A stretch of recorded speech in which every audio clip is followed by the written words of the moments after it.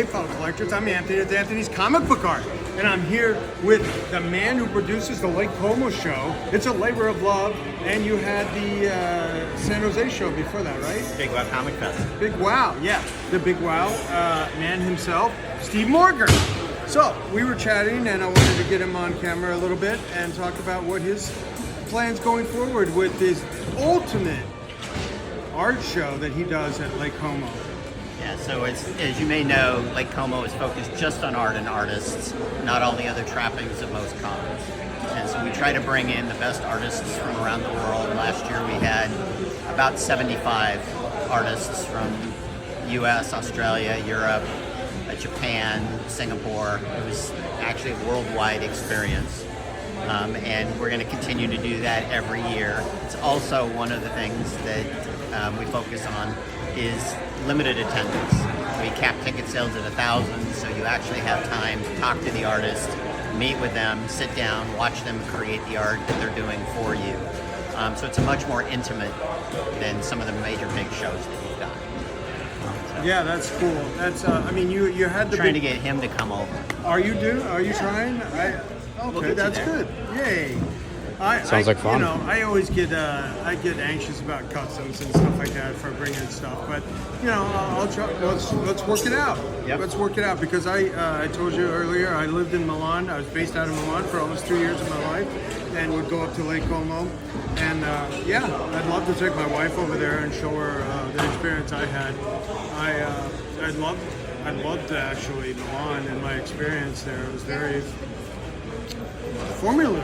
Yeah, I mean, I was just a kid. I was 26 when I first went there. So, yeah.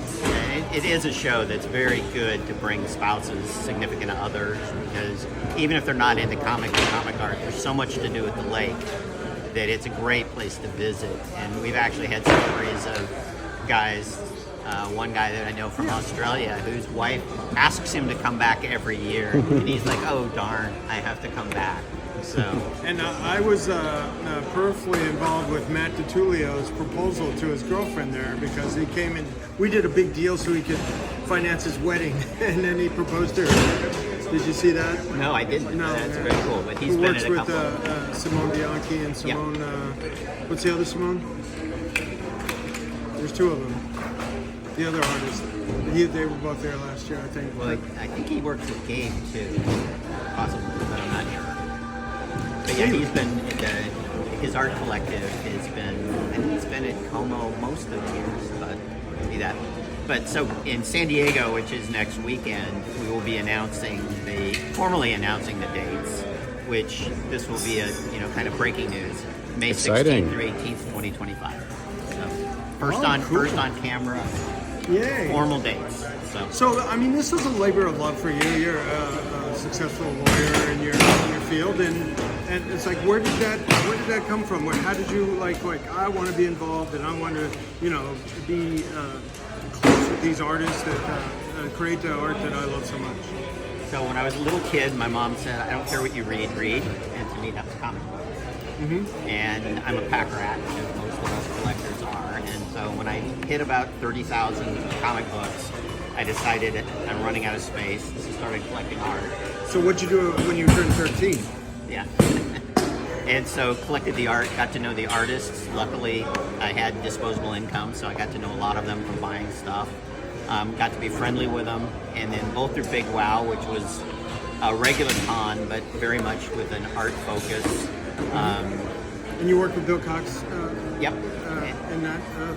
Yeah, and so we get to know a lot of artists through the show, and then when Arno and I, my partner for Como, decided to do Como, we had a lot of contacts with the artists to bring them in. Mm-hmm. And so it's, comics to me, the art has always been my number one interest. Mm-hmm. And so it's a way to focus the show just on the art and artists that I love. Yeah.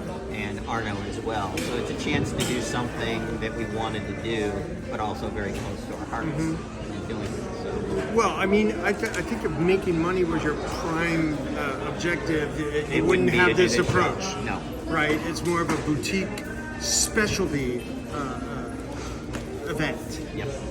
Right? That's my impression of it, and I appreciate that. Well, it's also a really good chance to meet artists because I know the American art market really well. Arno knows the European art market really well. But it's a chance for the two He's of French? us. Yeah, he owns a chain of comic stores called Pulp in Paris. Yeah. But it's really nice. I'll introduce him to certain guys that I've known that he's never known before, and he'll introduce me to guys from Europe that I haven't known. And so it's a chance to get to know a ton more people. And man, is there a lot of talent.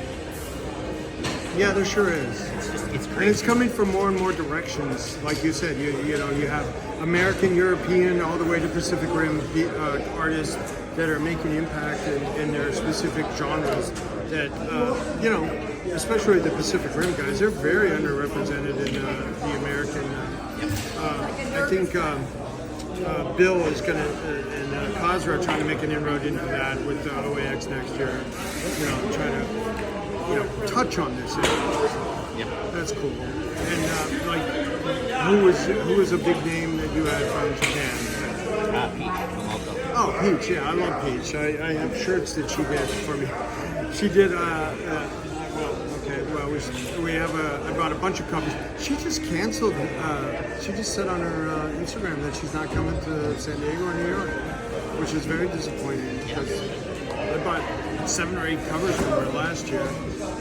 And she did a nice commission for me that I made a T-shirt out of on my wife. That's her favorite artist because chicks dig color. And she does color work and Peach is great. yeah, she's so awesome.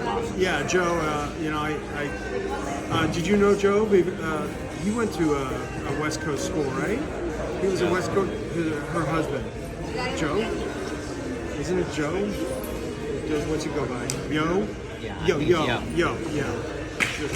He went to school out in California. So, did you know of him before that, or no? Yeah, she's such a prolific talent, but you know, maybe. Yeah, when she was at Como, it was funny because you could always see the line. Her line was always, you know, she and Bill were fairly close. It was huge. Just kept the lines were both crazy for her. And it was like, you know, some people that didn't know her, like, who is this? And then it was like, the people that didn't know her were introduced to her by the time it was done. Just really great. Yeah, that's awesome.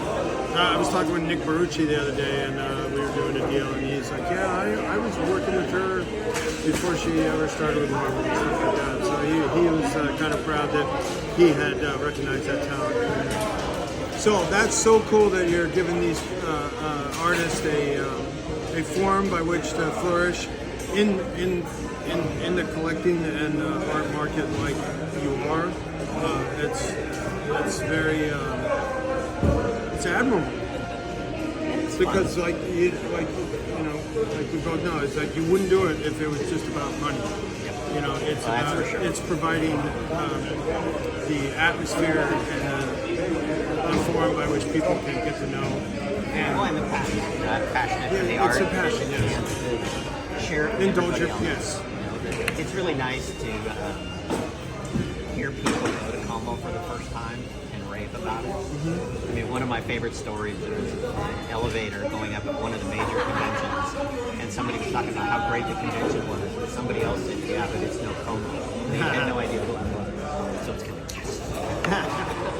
That's awesome. That's a good way to end. Yep. Thank you. Thank you. Steve, for sharing that about the show and your passion and your origin with art collecting and your affection for the medium and contributing back to this medium by which we love and appreciate so much. Yep. So I'm Anthony with Anthony's Comic Book Art here with the Big Wow and Lake Como art shows founder and And thank you. yeah, thank you.